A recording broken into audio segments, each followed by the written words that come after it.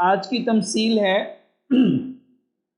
शादी की ज़ियाफ़त की तमसील। मत्ती 22 बाब पहली आयत से 14वीं आयत तक हम लोग खुदावंद के कलाम मुक़द्दस को पढ़ेंगे।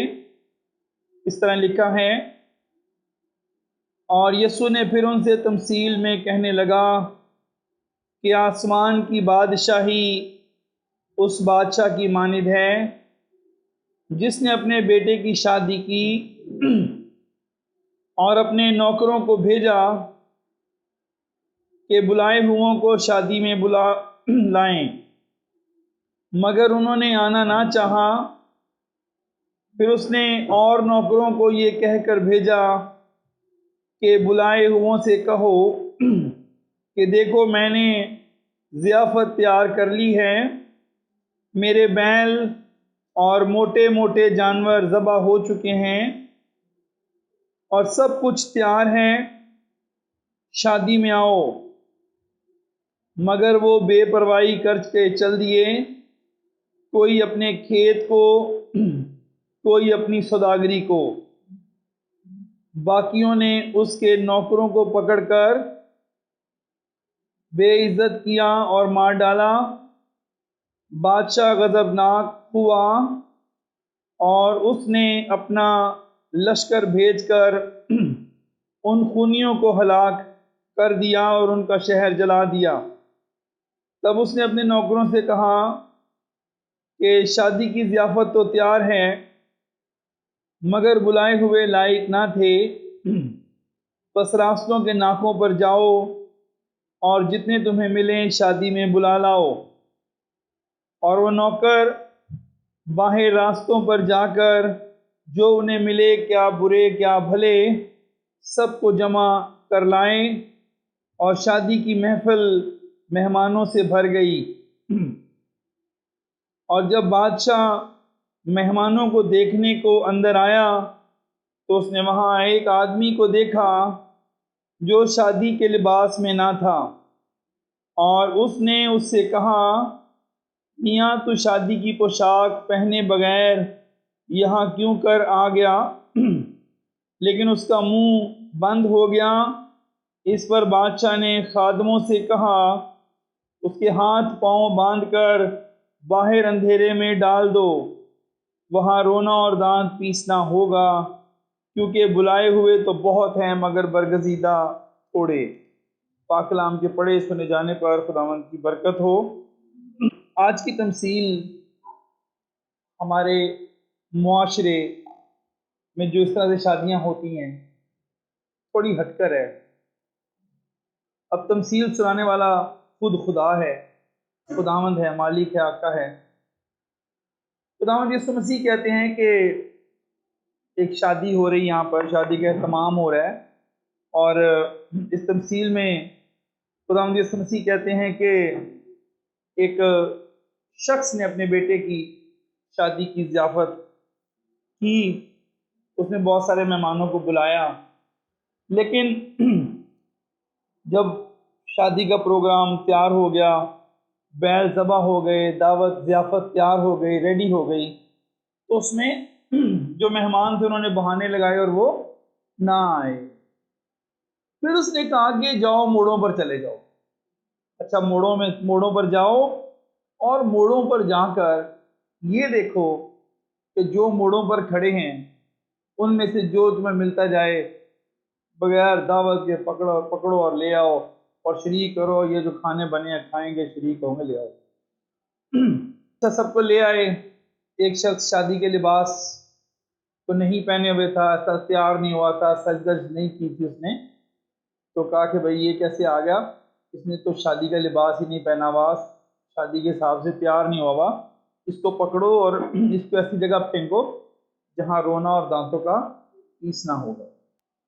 ये तमसील में आपका क्या ख्याल है? बहुत सारे सवाल उठ रहे हैं कि मोड़ों पर कौन लोग खड़े थे, ये किस तरह की शादी हो रही है, अचानक बुलाया गया है, और अचानक बुलाने के बावजूद भी ये देखा जा रहा है कि सारे जो हैं शादी के कपड़े पहनकर, सज धज करके, तैयारी के साथ रेडी होकर सब शादी में शरीक हों, और जो एक शख्स जो तैयारी के साथ नहीं आया उसको काली कोठरी में डाला जाए, वहाँ रोना और दांतों का पीसना होगा। खुदा ने बनी इसराइल कौम से बहुत ज़्यादा प्यार किया है। खुदा ने इसराइल को अपना शहजादा कहा है। खुदा ने याकूब को चुना और याकूब का नाम इसराइल रखा। इसराइल का मतलब है खुदा का शहजादा। खुदा ने इसराइल को चुना, इसराइल के अंदर अपने बुजुर्गान दीन को भेजा, इसराइल के अंदर अपने नबियों को भेजा, इसराइल के अंदर अपने बेटे को भेजा। इसराइल के लिए, इसराइल खुदा की एक लाडली कौम, एक प्यारी कौम, एक चुनीदा कौम जो बुजुर्ग इब्राहिम के सुलब से पैदा हुई, इसराइल कौम का खुदा ने चुनाव किया। और कलाम मुकद्दस ये बताता है कि खुदा इसराइल में से ही निजात बर्पा करेगा। खुदा ने इसराइल को अपने ख़ास अपने बेटे की ज़ियाफ़त में, अपने बेटे की शादी में, जो आसमानी बर्रा है जिसका जश्न आसमान पर ज़मीन पर मनाया जाएगा, मनाया जाना था, खुदा ने इसराइल को बुलाया। लेकिन इसराइलियों ने, यहूदियों ने मुसलसल खुदा के मंसूबों को रद्द किया। उन्होंने इनकार किया, उन्होंने बहाने किए, इन्होंने अपने आप को नहीं पहचाना। खुदा इनके पीछे, ये गैर माबूदों के पीछे, और बार बार चोट खाई और बार बार ठोकर खाई। इसराइलियों को, यहूदियों को इस बात का मुसम्मम यकीन है कि हम सिर्फ खुदा की चुनीदा कौम है, खुदा हमारा है और हम खुदा के हैं, वो बस खत्म होगी बात। उनको ये बड़ा ओवर कॉन्फिडेंट है वो इस बात के ऊपर कि खुदा हमारा है और हम खुदा के हैं, खुदा उनका है। जो खुदा ने उनको बरकत दी, खुदा ने बरकत छीनी तो नहीं। इब्राहिम, इसहाक और याकूब की वजह से वो खुदा ने बरकत छीनी नहीं। दुनिया में सबसे ज़्यादा साइंसदान इसराइली हैं, दुनिया में सबसे ज़्यादा PhD इसराइली हैं, दुनिया में सबसे ज़्यादा प्रोडक्ट्स, जो कामयाब प्रोडक्ट्स हैं, वो इसराइलियों की हैं। लेकिन खुदा ने क्या किया, वो जो उनके लिए खुदा ने जिनको चुना था निजात, खुदा ने उसका हिस्सा गैर कौमों के लिए उसके दरवाजे खोल दिए। खुदा ने कहा अब सब आओ, सबको दावत है मेरे बेटे की शादी में, मेरे बेटे की ज़ियाफ़त में, मेरे बेटे की इस जश्न में, अब सबको दावत है, अब सब आओ, काले गोरे सब आओ, छोटे कद वाले, बड़े कद वाले, जिस तरह की मर्जी जिसामत हो, जिस मर्जी कौम से हो, कबीले से हो, नस्ल से हो, रंग से हो, जहां से भी हो, जिस मर्जी पेशे से हो, अब सब के लिए दावत है कि खुदा ने अपने बेटे यस्सु के वसीला से उसकी शादी की ज़ियाफ़त में खुदा ने सबको बुलाया, सबको दावत दी है।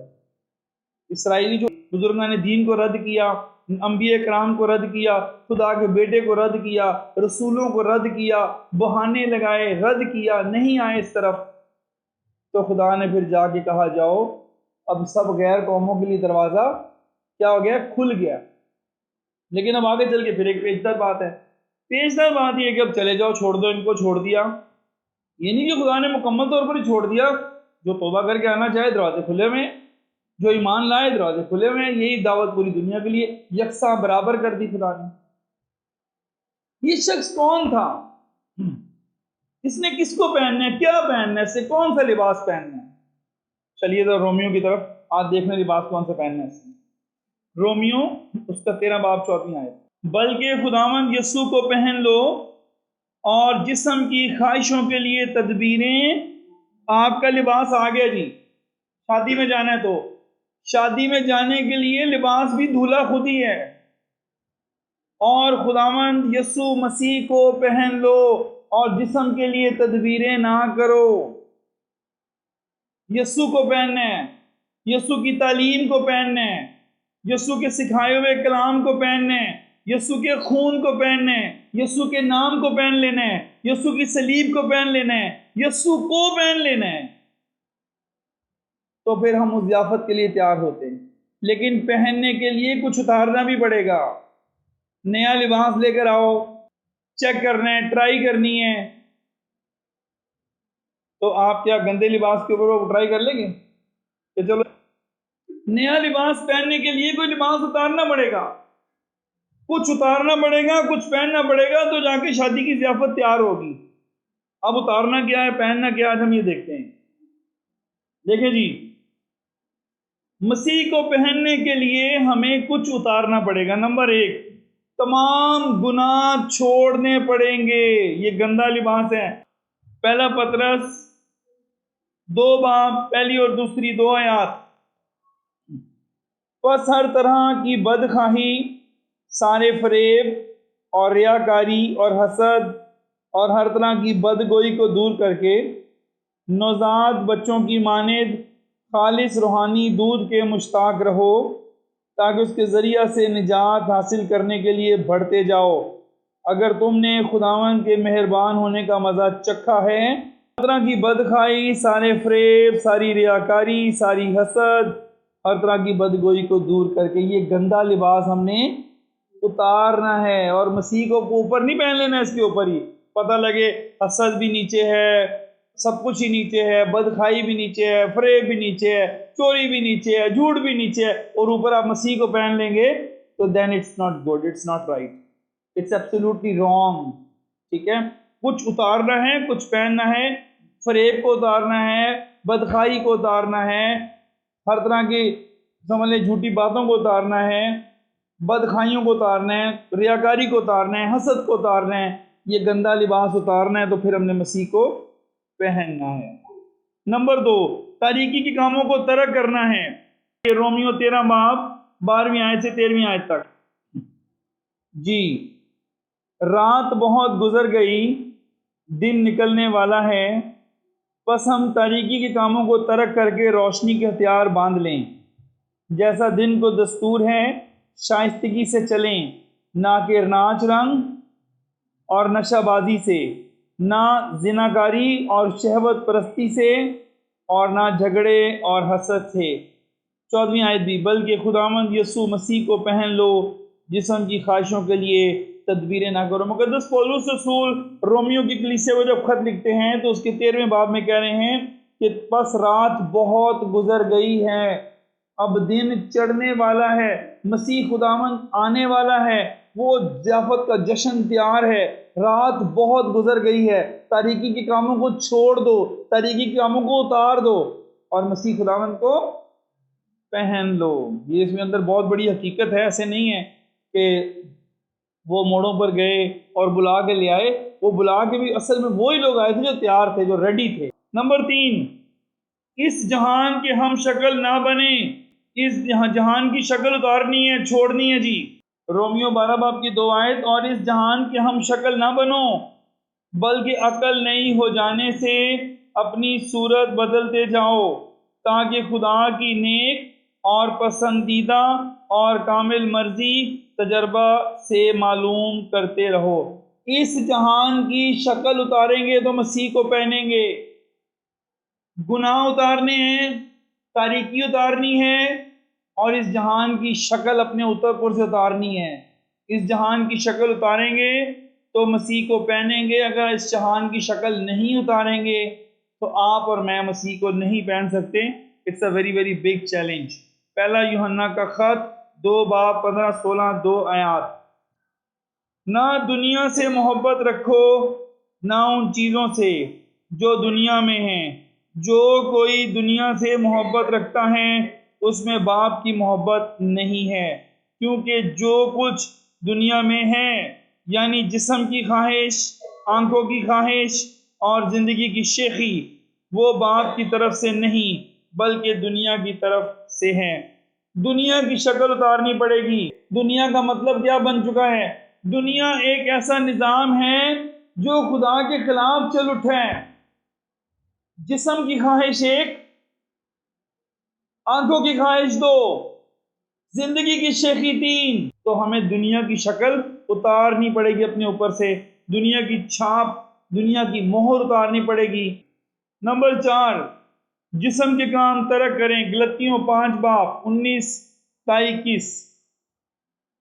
अब जिस्म के काम तो जाहिर हैं, यानी हरामकारी, नापाकी, शहवत परस्ती, बुत परस्ती, जादूगरी, अदावतें, झगड़ा, हसद, गुस्सा, तफरके, जुदाइयाँ, बिदतें, बुग़्ज़, नशाबाजी, नाच रंग और इनकी मानिद की बाबत तुम्हें पहले से कहे देता हूँ, जैसा कि पेशतर जता चुका हूँ कि ऐसे काम करने वाले खुदा की बादशाही के वारिस ना होंगे। ये जिस्म के काम हैं, इसकी लिस्ट बना लीजिएगा। रूह जिस्म के खिलाफ ख्वाहिश करता है और जिस्म ये कामों में मुलव्वस होंगे, हम होंगे तो क्या होगा?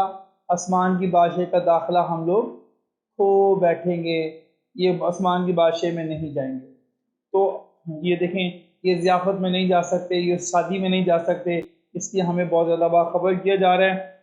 इसलिए हमें we need to learn about, हमें इसके बारे में सीखने की बहुत ज़्यादा ज़रूरत है। ठीक है जी, मसीह को पहनने से पहले थोड़ी तैयारी है। गुनाह छोड़ने पड़ेंगे, तरीक़ी के काम उतारने पड़ेंगे, इस जहान की शक्ल, इस जहान की मोहर अपने ऊपर से उतारनी पड़ेगी, इस जहान के कामों को तर्क करना पड़ेगा। वो गुनाह भी छोड़ने पड़ेंगे जो हमें आसानी से उलझा लेते हैं। इब्रानियों उसका 12वां बाब उसकी पहली आयत। बस जब के गवाहों का बड़ा बादल, ऐसा बड़ा बादल जो हमें घेरे हुए हैं, तो हम भी हर एक बोझ और उसके गुनाह को जो हमें आसानी से उलझा लेता है, दूर करके उस दौड़ में सब्र से दौड़ें जो हमें दरपेश है। हत्ता कि बड़े बड़े गुनाह तो दूर की बात है, वो गुनाह जो हमें आसानी से उलझा लेता है, गिरा लेता है, अपनी लपेट में ले लेता है, छोड़ने पड़ेंगे, उनसे भी किनारा करना पड़ेगा। उसके साथ साथ अगला पॉइंट है नंबर 6, पुरानी इंसानियत को भी उतारना पड़ेगा। कुल्सियों 3 बाब की 9वीं आयत। बड़ा कुछ पहले तो इंसान ने पहले पहना, वही बहुत कुछ है, मसीह को कहाँ पहनेगा वो? एक दूसरे से झूठ ना बोलो, क्योंकि तुमने पुरानी इंसानियत को उसके कामों समेत उसे उतार डाला। आप किसी पागल को जिसने 7, 8, 10 किस्म के कपड़े पहने हों, स्वेटर पहना हो, ऊपर पता नहीं क्या कुछ पहना हो, दिमाग उसका पागल हो, बदबू भी आ रही हो, आपको तरस आ जाए कि चलो इसको कहीं ले जाते हैं, ऐसे कपड़े बदली करा देते हैं, इसको कहीं इसको मौका देते हैं, ये नहा ले, ऐसे कपड़े बदली कराएं, तो एक मतलब कपड़े तार तार के उसका पागल हो जाएगा, कपड़े उतार तार के। तो हमें मसीह को पहनने के लिए पता नहीं पहले क्या कुछ उतारना है, गुनाह उतारना है, तरीकी उतारनी है, इस जहान की शक्ल उतारनी है, इस जिस्म के काम उतारने हैं, पुरानी इंसानियत को उतारना है। वो गुनाह जो हमें आसानी से उलझा लेता है, हमने वो उतारना है, वो छोड़ना है। पता नहीं क्या कुछ तो पहले उतारना पड़ेगा। हम उतारे बगैर ही चर्चिस में इबादत हो रही है, बाइबल स्टडियाँ हो रही हैं। दिल मेरा ले ले प्यारे यीशु, यीशु ने कहा ना, मैं दिल में आके मैं करूँगा क्या? तो दिल में जगह तो है नहीं, दिल में तो कुर्सी रखने की जगह नहीं है, तुम मुझे कहाँ बिठाओगे? दिल इतना भरा हुआ है, उसके अंदर इतना कुछ भरा हुआ है। पहले तो दिल खाली करना है, ज़हन को खाली करना है, उसके लिए जगह बनानी है। ज़हन पता नहीं किन किन सोचों से भरा हुआ होता है, दिल किन किन बातों से भरा हुआ होता है, किन किन ख्वाहिशों से भरा हुआ होता है। हमने न जाने क्या कुछ पहना हुआ होता है, तो फिर मसीह को कैसे पहनेंगे? इफ्सियों 4 बाब की 25, 26, 27, 28, 25 से 28। बस झूठ बोलना छोड़कर हर एक शख्स अपने पड़ोसी से सच बोले, क्योंकि हम आपस में एक दूसरे के अज़ू हैं। गुस्सा तो करो मगर गुनाह ना करो, सूरज के डूबने तक तुम्हारी खफगी ना रहे और इब्लीस को मौका ना दो। चोरी करने वाला फिर चोरी ना करे, बल्कि अच्छा पेशा इख्तियार करके हाथों से मेहनत करे, ताकि मोहताज को देने के लिए उसके पास कुछ हो। ये हमने इफ्सियों 4 बाब 25 से 28 पढ़ा। इसके मुताबिक हमें बुरी आदतें छोड़नी पड़ेंगी, चोरों को चोरी छोड़नी पड़ेगी, झूठ बोलने वालों को झूठ छोड़ना पड़ेगा, बुरी आदतें छोड़नी पड़ेगी, बुरी आदतें भी छोड़नी पड़ेगी। तो आदतें इंसान का किरदार होती हैं, इसका मतलब बुरा किरदार छोड़ना पड़ेगा। तो बहुत कुछ लंबी लिस्ट है, बहुत कुछ पहले छोड़ना पड़ेगा।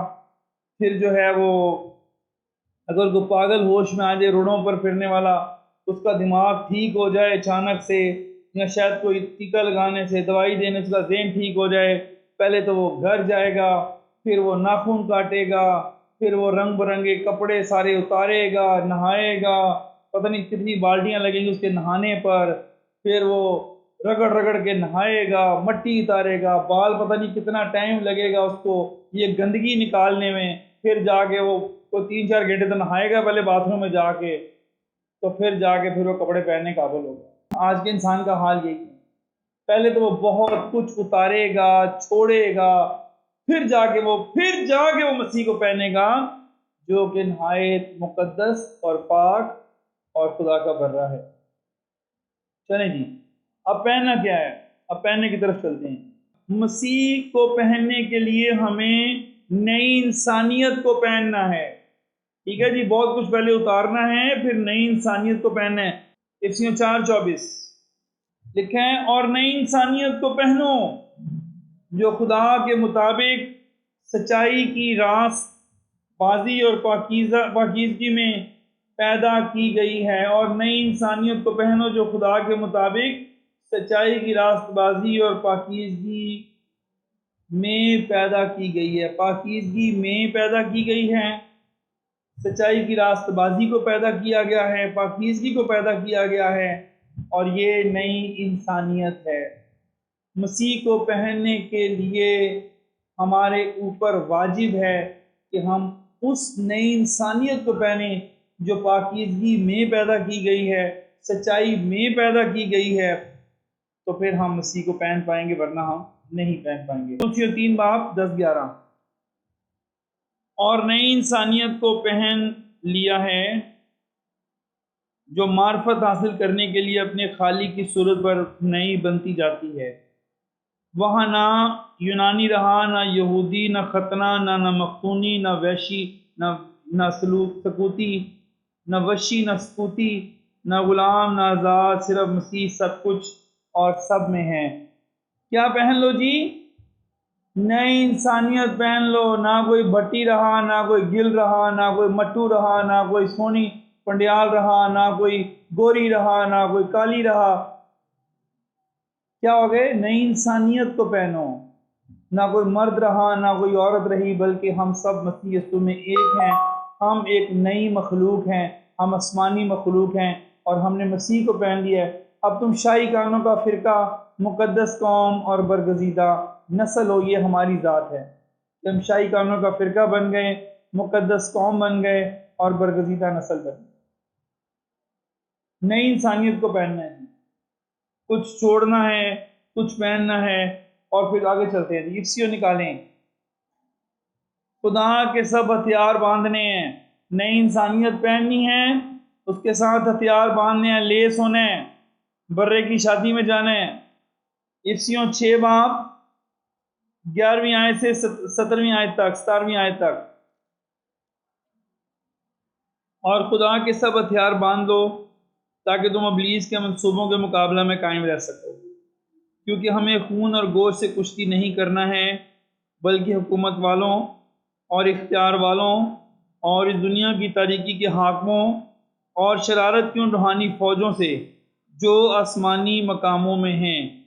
इस वास्ते तुम खुदा के सब हथियार बांध लो ताकि बुरे दिन में मुकाबला कर सको और सब कामों को अंजाम देकर कायम रह सको। बस सच्चाई से अपनी कमर कसकर, रास्तबाजी का बख्तर लगाकर, पाँव में सुलह की खुशखबरी की तैयारी के जूते पहनकर, और उन सब के साथ ईमान की सिपर लगाकर कायम रहो, जिससे तुम उस शरीर के सब जलते हुए तीरों को बुझा सको और निजात का खोद और रूह की तलवार जो खुदा का कलाम है ले लो, और हर तरह और हर वक्त और हर तरह से रूह में दुआ और मिन्नत करते रहो, और इस घर से जागते रहो कि सब मुकद्दसों के वास्ते बिला नागा दुआ किया करो। हमने जी ये हथियार हैं, इन हथियारों से लेस होना है, इन हथियारों से हमने अपने आप को रेडी रखना है। इसके बगैर हम दुनिया में सरवाइव नहीं कर सकते। ईमानदार सरवाइव नहीं कर सकता। मनफी सोचें, मनफी ख्याल, अबलीस के हमले, अबलीस ताबड़तोड़ हमले करता है, ईमान को कमज़ोर करता है, जगह जगह पे वार करता है। तो हमें ये पहनने। उसके बाद अगला पॉइंट ये है, रूहानी तवानाई से मुलब्बस होने हैं। यसाया 51:51, 9, 10, 11। जाग जाग ए खुदावन के बाजू, तवानाई से मुलब्बस हो। जाग जैसा कदीम ज़माना में और गुज़श्ता पुश्तों में। क्या तू ही नहीं जिसने रहब को टुकड़े टुकड़े किया और अजदहा को छेदा? क्या तू ही नहीं जिसने समुंदर यानी बहरे अमीक के पानी को सुखा डाला, जिसने बहर की तह को रास्ता बना डाला ताकि जिनका फिदिया दिया गया उसे अबूर करें। सो वो जिनको खुदावन ने मखलसी बख्शी लौटेंगे और गाते हुए सियून में आएंगे और अबदी सरूर उनके सरों पर होगा। वो खुशी और शादमानी हासिल करेंगे और तुम गमो अंदो काफूर हो जाएंगे और गमो अंदो काफूर हो जाएंगे। बहुत ये ज़बरदस्त हवाला है, इसको आपने बाद में भी पढ़ना है। हम लोगों ने जो है वो इस तवानाई से, इस क़ुव्वत से, इस सरूर से मुलब्बस होकर ज़िंदगी गुजारनी है। गम व अंदों को काफूर करना है, मनफी ख्यालों को काफूर करना है। हमारे पास हथियार हों, हमारे पास रूहानी क़ुव्वत हो, हमारे पास रूहानी सरूर हो, हम बिल्कुल अपने लिबास से लेस हों, चार्ज हों और हम उसके लिए तैयार हों। हम फ़रोतनी और हिल्म और तहम्मुल का लिबास पहने। फिलिपियों 3:12 है। और ये गर्ज नहीं कि मैं पा चुका, कामिल हो चुका हूँ, बल्कि उस चीज़ के पकड़ने के लिए दौड़ा हुआ जाता हूँ जिसके लिए मसीह यीशु ने मुझे पकड़ा था। मुक़द्दस पौलुस रसूल कहते हैं ये नहीं कि मैं कामिल हो गया, मैं मनादी करता हूँ, मैं कलीसियाँ बनाता हूँ, मैं मसीह का बंदा हूँ। वो ये नहीं कह रहे कि मैं 100% कामिल हो गया हूँ या मैं उस चीज़ को पा चुका हूँ, मैं मुकम्मल हो गया हूँ। नहीं, निजात की 3 हालतें। गुनाहगार निजात पा चुका है, गुनाहगार निजात पा रहा है और गुनाहगार निजात पाएगा। हमें गुनाह की सज़ा से निजात मिली है, लेकिन हमें अभी गुनाह की मौजूदगी से निजात नहीं मिली। गुनाह भी मौजूद है, हम भी मौजूद हैं और एक वक्त आएगा कि हम गुनाह की मौजूदगी से भी निजात पा जाएंगे। ये नहीं कि मैं कामिल हो चुका या मैं पा चुका, नहीं, लेकिन मैं अपने निशान की तरफ उसके बावजूद भी मैं दौड़ा हुआ जा रहा हूँ, मैं दौड़ा हुआ जा रहा हूँ, मैं दौड़ा हुआ जा रहा हूँ। मुक़द्दस पौलुस रसूल कह रहे हैं। यानी यहाँ पर ये जो हमने लेसन लिया इसमें ये है, फ़रोतनी और हिल्म और तहम्मुल का लिबास पहने। आप फटाफट से कटर मसीह नहीं बन जाएंगे, साल लगेंगे। इस दौड़ में दौड़ते जाएं, सब्र के साथ, तहम्मुल के साथ, अपनी आदतों, बुरी आदतों को कुचलते हुए जाएं। उसके बाद मोहब्बत का पटका बांध लें जी। तुलसियों 3:14 आखिरी हवाला। बहुत ज़बरदस्त तमसील में से खुदा ने ज़बरदस्त किस्म का हमें पैगाम दिया है। और इन सब के ऊपर मोहब्बत को जो कमाल का पटका है बांध लो। ये है जी लिबास। उतारना कौन सा लिबास है वो मैंने आपको बता दिया, पहनना कौन सा लिबास है वो भी मैंने आपको बता दिया। पहनने के लिए नई इंसानियत को पहनना पड़ेगा, तमाम हथियारों से लेस होना पड़ेगा, रूहानी क़ुव्वत से मुलब्बस होना पड़ेगा, फ़रोतनी, हिल्म और तहम्मुल का लिबास पहनना पड़ेगा, साथ साथ रखना पड़ेगा और मोहब्बत का पट्टा बांधना पड़ेगा। तो फिर आप और मैं उस ज़ियाफ़त के लिए तैयार हो जाएंगे। जितने लोग बुलाए गए थे वो सारे यहूदी थे, इसराइली थे। उन्होंने बहाने लगा दिए, वो इस तरफ राग़िब नहीं हुए, उन्हें समझना नापसंद किया, मसीह खुदा के बेटे को कबूल नहीं किया, शादी की ज़ियाफ़त को कबूल नहीं किया, उन्होंने रद्द कर दिया। फिर खुदा ने सब कौमों के लिए दरवाज़ा खोल दिया। हम लोग यहूदी नहीं हैं, यसू यहूदी था, पौलुस यहूदी था, शागिर्द यहूदी थे, लेकिन हम यहूदी नहीं हैं। हमें गैर कौमों से बुलाया गया है, हम वो गैर कौमों वाले हैं। हम वो दावत वाले नहीं, पहले वाले नहीं, हम बाद वाले हैं। लेकिन अब हम में से भी जो रेडी ना मिला, इसको उठाओ और इसको आग की जलती भट्टी में डाल दो, जहां रोना और दांतों का कुछ उतारना है, कुछ पहनना है। बगैर उताए गीत गाए जा रहे हैं, बगैर उताए बंदगियां हो रही हैं। अब एक पागल को आप नया सूट दिला दो, 6 सूट पहले पहने, उसने बदबू गंदी गंदी आ रही हो, ऊपर आप साफ सूट पहना दो, तो हमें कौन अक्लमंद कहेगा? पहले वो नहाए, फिर उसको नया सूट निकाल के दिया जाए, पहनाया जाए, तो ये चलो तरस आगे कपड़े बदली करा दिए। तो ये हमारा समझ लें हमारी हालत उससे भी ज़्यादा बदतर है। खुदावंद आपको आज के कलाम के वसीला से बरकत